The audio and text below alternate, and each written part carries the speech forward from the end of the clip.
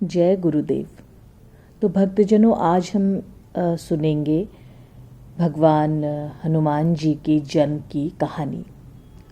चैत्र शुक्ल 15 मंगलवार के दिन अंजना के गर्भ से भगवान शंकर ने वानर रूप से अवतार ग्रहण किया। अंजना और केसरी के आनंद की सीमा न रही। शुक्ल पक्ष के चंद्रमा के समान दिन प्रतिदिन बढ़ते हुए बालक का लालन पालन बड़े ही मनोयोग से होने लगा। अंजना कहीं जाती तो उन्हें अपने हृदय से सटा लेती। केसरी बालक को अपनी पीठ पर बिठाकर छलांगे भरते और अपने शिशु को आनंदित देखकर स्वयं आनंद मग्न हो जाते। एक दिन बच्चे को घर पर छोड़कर अंजना कहीं फल फूल लाने के लिए चली गई। केसरी पहले से ही बाहर गए हुए थे। बालक घर में अकेला था और उसे बहुत जोर से भूख लग गई। उसने इधर उधर देखा पर उसे कोई चीज न मिली। अंत में उसकी दृष्टि सूर्य पर पड़ी। प्रातः काल का समय था। उसने सोचा कि यह तो बड़ा सुंदर लाल लाल फल है, यह खाने खेलने दोनों ही कामों में आएगा।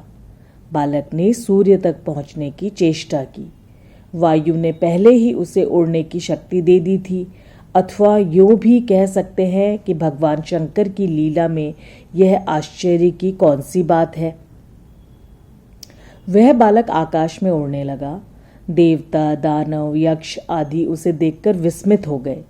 वायु के मन में भी शंका हुई। उन्होंने सोचा कि मेरा यह नन्हा सा बालक सूर्य की ओर दौड़ा चला जा रहा है।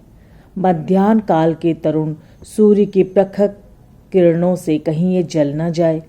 उन्होंने हिमालय और मल्याचल से शीतला इकट्ठी की और अपने पुत्र के पीछे पीछे चलने लगे। सूर्य ने भी देखा। उनकी दिव्य दृष्टि में बालक की महत्ता छिपी न रही। उनके मन में कई बातें आई।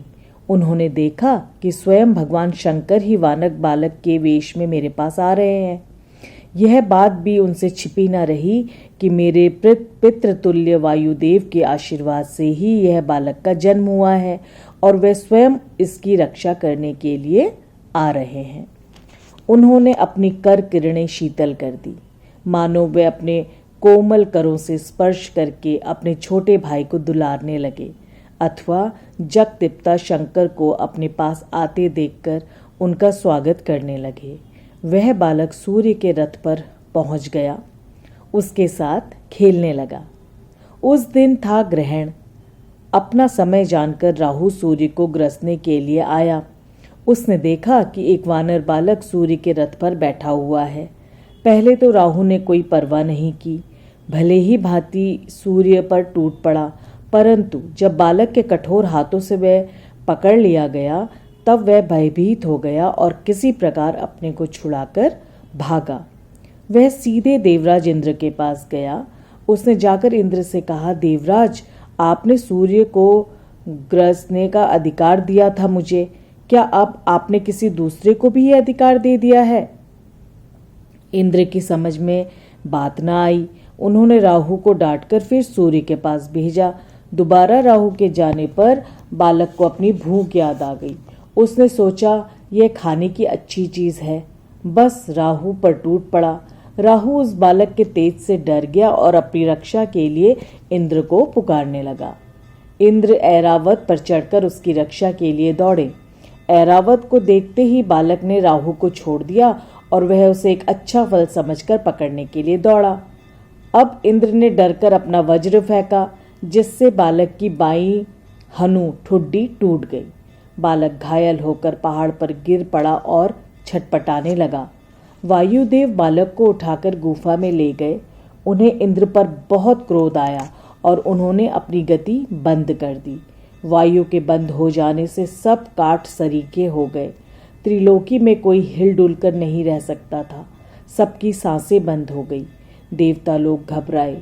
इंद्र दौड़े हुए ब्रह्मा के पास गए। उसी क्षण ब्रह्मा पार्वती की गुफा में आए और अपने हाथों से बालक का स्पर्श करके उसे जीवित कर दिया। बालक प्रसन्नता के साथ उठ खड़ा हुआ। वायुदेव बड़े प्रसन्न हुए और उन्होंने सारे जगत में प्राण संचार कर दिया। ब्रह्मा ने देवताओं से कहा कि यह बालक साधारण नहीं है, यह देवताओं का कार्य साधन करने के लिए ही प्रकट हुआ है, इसलिए यह उचित है कि सब देवता इसको वरदान दे।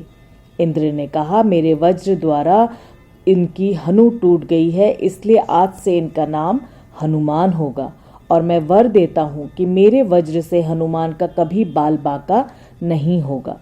सूर्य ने कहा, मैं अपना शशांक तेज इसे देता हूँ, मेरी शक्ति से यह अपना रूप बदल सकेगा, और अब इसे शास्त्र का अध्ययन करने की इच्छा होगी, तब मैं संपूर्ण शास्त्रों का अध्ययन इसको करा दूंगा। यह भारी वाग्मी होगा। वरुण ने अपने पाश से और जल से निर्भय होने का वर दिया। कुबेर आदि देवताओं ने भी अपनी अपनी ओर से हनुमान को निर्भय किया। विश्वकर्मा ने अपने बनाए हुए दिव्यास्त्रों से अवध्य होने का वर दिया, और ब्रह्मा ने ब्रह्म ज्ञान दिया।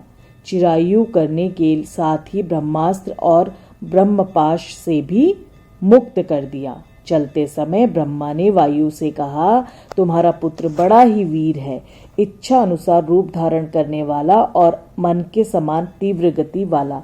इसकी गति अप्रतिहत होगी, इसकी कीर्ति अमर होगी, और राम रावण युद्ध में यह राम का सहायक तथा उसका परम प्रीति भाजन होगा।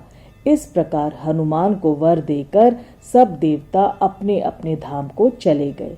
अंजना और केसरी यह सब सुनकर जो सुख हुआ वह सर्वदा अनिवर्चनीय है। आज की कथा यहीं समाप्त करती हूँ, कल फिर आगे पढ़ेंगे। जय श्री राम, जय हनुमान, जय गुरुदेव।